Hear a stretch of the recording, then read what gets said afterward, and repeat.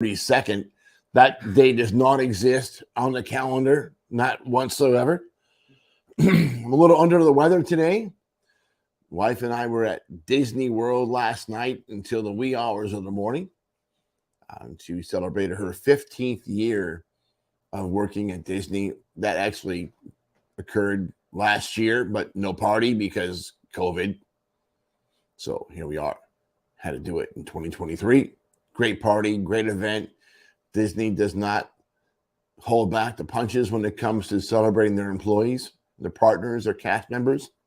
And last night was no exception. We'll go back and do her 20th year, hopefully in 4 years if there's no more COVID or whatever else, what other pandemic flies upon us.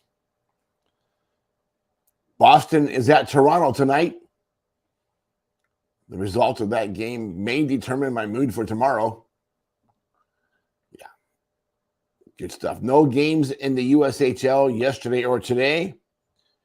On Monday, Maine visited the Northeast Generals in the North American Hockey League, lost 1-4. And tonight, Amarillo is at Oklahoma. We are hoping that Oklahoma does a good job with Amarillo.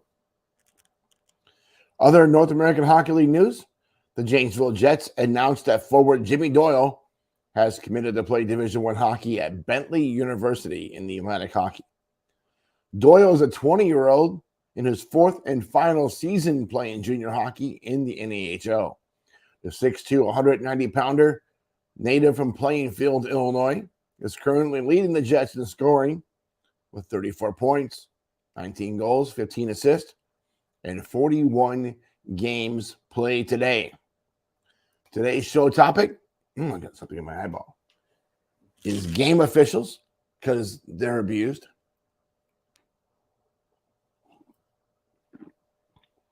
The training system right now is a mess. If I were king of the game, not the king, and could make command decisions, I can't. It's a great concept, though. I'm not even the king of my own house. The dog has that title. If I were king and could make command decisions, there would be a lot less donkeys in the pasture. But to make this whole thing fair, let's stick to structural issues and changes to make the developmental aspect of the game much better. You know, the king of the game was really you. You, who's watching this or listening to this. You combined with your friends, your family, other parents, other players. You are the ones who can make changes to this game. Today's topic is the problem we continue to have with game officials. Let's face it. These folks are every bit as important as the coaches, players, fans, and wallets that fund it all. The problem is there is no other aspect of the game that faces more shortcomings and abuse. We see this every day. As the word respect continues to face serious reduction of relevancy in all aspects of society, game officials from every sport face an onslaught of disrespect at every level and from every direction, from the players, from the parents, from the coaches, from the owners. It's my opinion that the problem can quickly cure itself with a hardline reaction and instant consequences. There's that word again, consequences. That's like the word that I'm gonna go ahead and say this because my daughter is watching this and she hates when I comment about millennials. But these folks have lost their mind. That word consequences is the basis of a lot of problems in our society today. People can't stand the concept of consequences. Maybe the United States Olympic Committee and every other governing body of sports should take immediate corrective action to curb the insanity. Isn't it interesting that police and game officials face the same kind of harassment? every day. Why? These are the folks charged with dishing out consequences. But today, we're not talking about the police. We're going to talk about our game. Since I have never officiated a game above the mite level,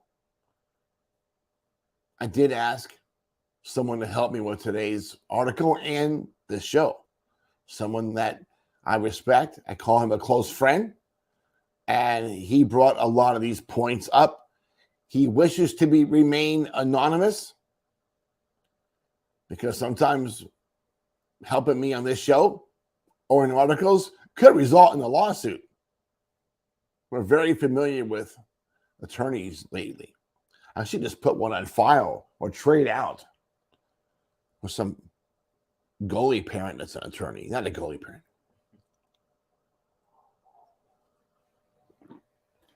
They are abused enough. Because of the current regime of overzealous and vindictive leaders of the game, this person's name is being shielded. Vindictive. Politics. That's the root of evil in pretty much every sport. These are a few key reasons and issues that need to be restructuring of the development of the on-ice game officials. The following goes over three key elements that must be addressed.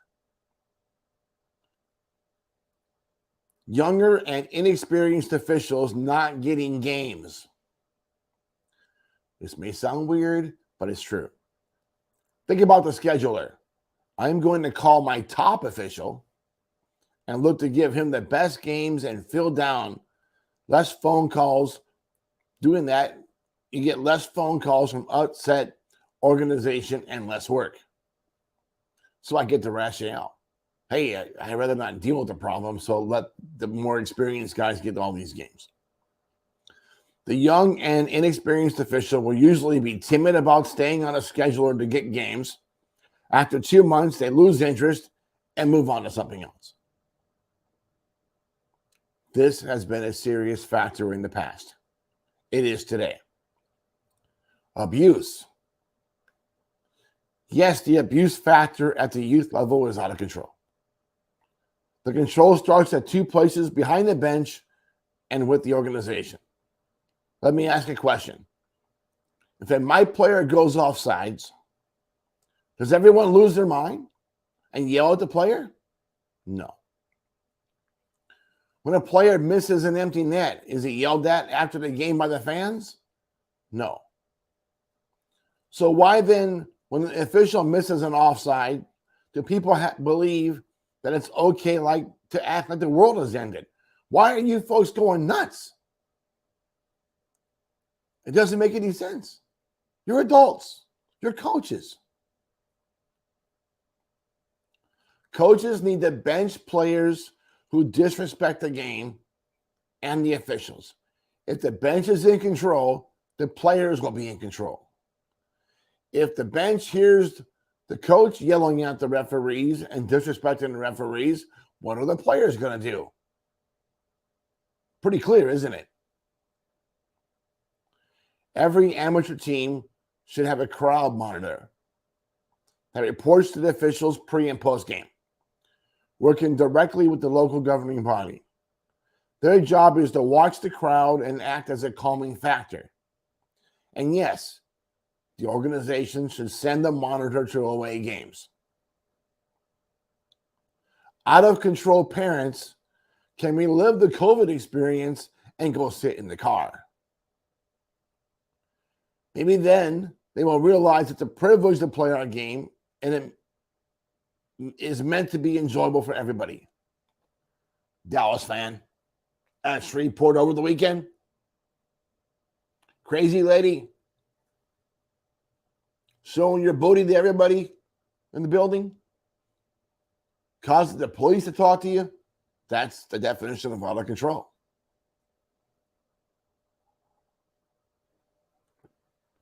We need a TV show called Real Hockey Moms. Oh my God, that'd be epic.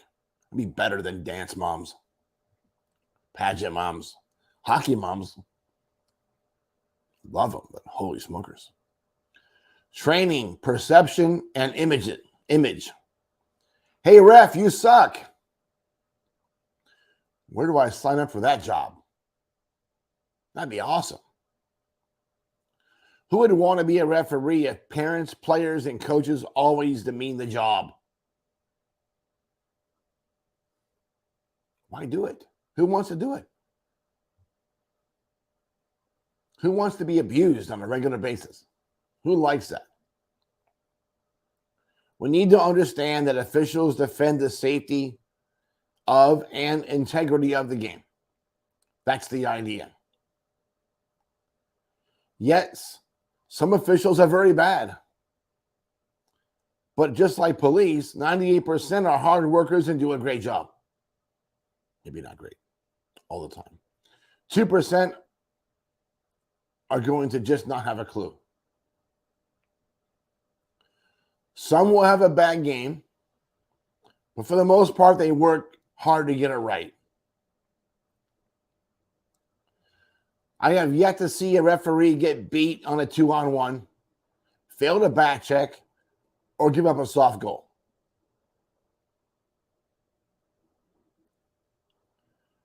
I can go and we can debate how we got to this point, but let's work on fixing the issues. This is really good, so pay attention.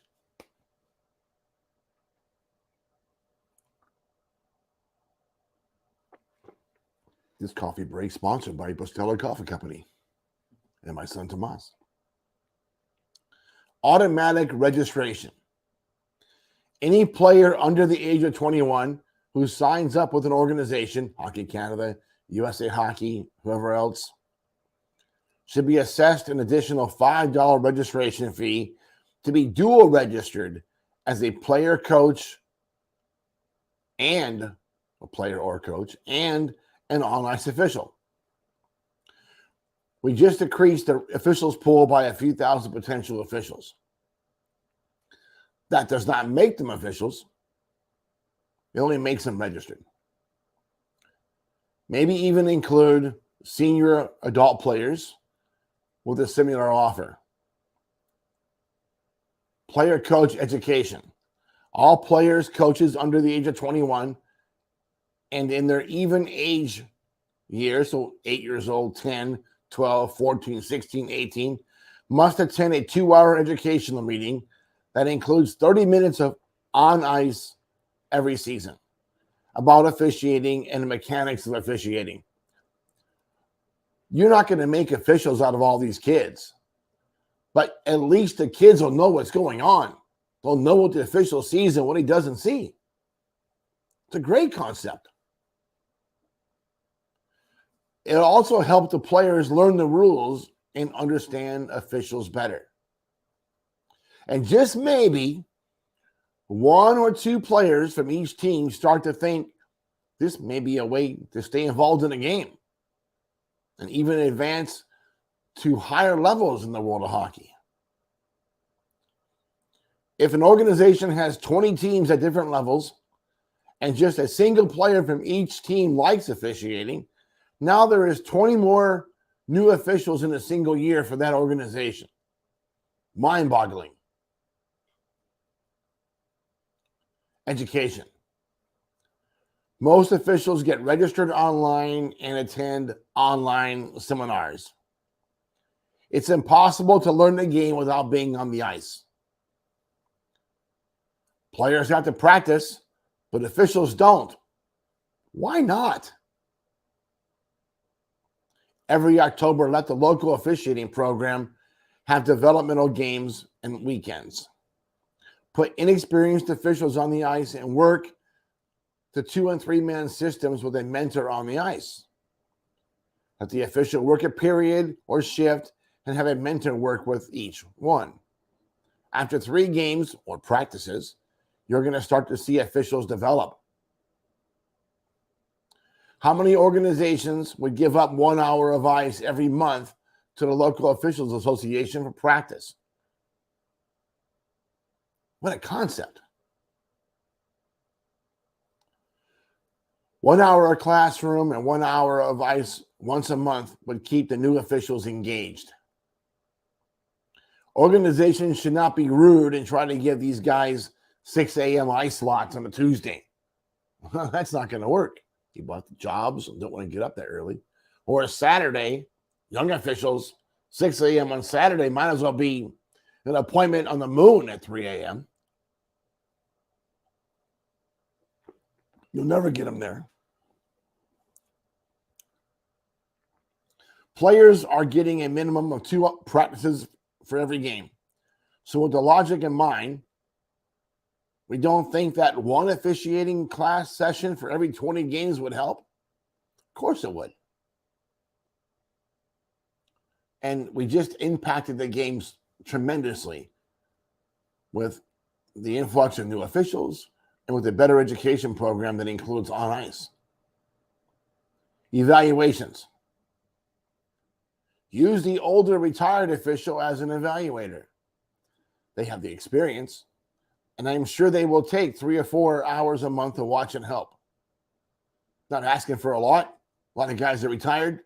A lot of guys are getting old, especially me. Former coaches can also do that job. Ex-players can do that job. Senior players that are already played junior hockey and maybe a bit of college hockey or pro hockey can do that job. These guys should look for the basics like skating and positioning. Getting the best retired officials to assist in developing officials for the youth level will pay off when they elevate to higher levels of play. Create officiating development committees, not driven by officials, but in conjunction with the officials. If it's that important for a coach to have quality officiating, then have the coaches and hockey administrators be involved. These committees should not be thought of as an us versus them session. It's about elevation and development in every aspect of the game. Right now, it's a war. It's a war. The officials, especially in the North American Hockey League, decide who they like and who they don't like and act accordingly. The kids be damned. What's happening in St. Cloud is a joke. It's a joke. Taking it out on the kids in Wilmer and Alexandria is a joke. You have a problem with an ownership group? Then you should get out of the game if you're an official. Because it's not the kid's fault. But that's how you're acting. It's embarrassing. Recruit officials. Every district or local referee in chief should have a February 10-minute meeting with every midget, junior, and college player in the country. Talk to these guys. Get out from the office. Get out and talk to players. Makes sense. If you hit 1 in 10 or 1 in 20, you hit a home run. But if you sit in your office and not communicate with these kids, it's like going hunting with an empty shotgun.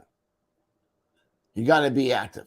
You got to be loaded. You have to be willing to go out and recruit. You know what we should do? Is get Mike Stanaway to do this job. Mike Stanaway from the New York Aviators is easily one of the best recruiters in the country. The guy is tenacious. I guarantee you, USA Hockey, give Mike a commission. Hey, buddy, you get $500 for every new official you get signed up. He'll make $1 million a year. The guy's an animal. Let's get the coaches to help identify and recruit players who wants to advance to higher levels of the game and can make a career in the game as an official. 20 bombs. You guys are still paying to play. Pretty clear. If you're paying to play, you're in the elite level or a lower level 3HL team or a lower level EHL program or playing Junior C in Canada. You're probably not going to be playing in the National Hockey League anytime soon. But you can still get there as a referee. Make an investment. You love the game so much, be a better part of it. Help the game improve. Frankly, the governing body should discuss all opportunities in hockey to this age group.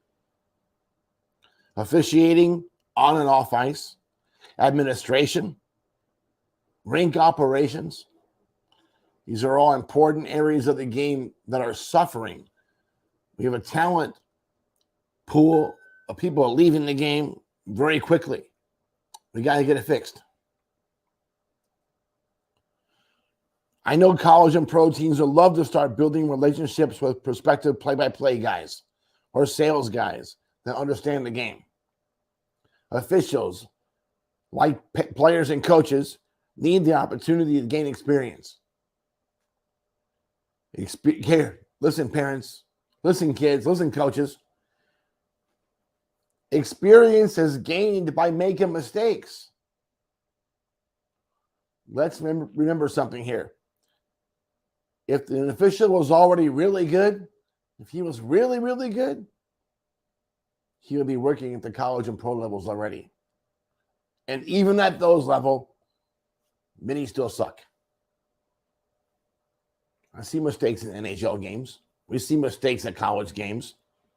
We see mistakes in the USHL, the OHL, the Western Hockey League. These guys aren't perfect, but guess what? Neither are the players. I have yet to see a player play a perfect game. Let me know if you find one. A perfect game, shift after shift, touch after touch. If everything is perfect, awesome. Goalies get lucky sometimes, and they stop every shot. But how many shots went wide? How many shots cleaned off the bar? A perfect game? Hard to do. So don't expect that from the referees. They're not perfect. They're human. Tommy, what do you think? He nods. He doesn't know what he's nodding about. No. He has no idea. No idea. Great kid. Respects the game. Doesn't know anything about it. It's my fault. He knows cars. He knows cars. All right, folks. Short show today.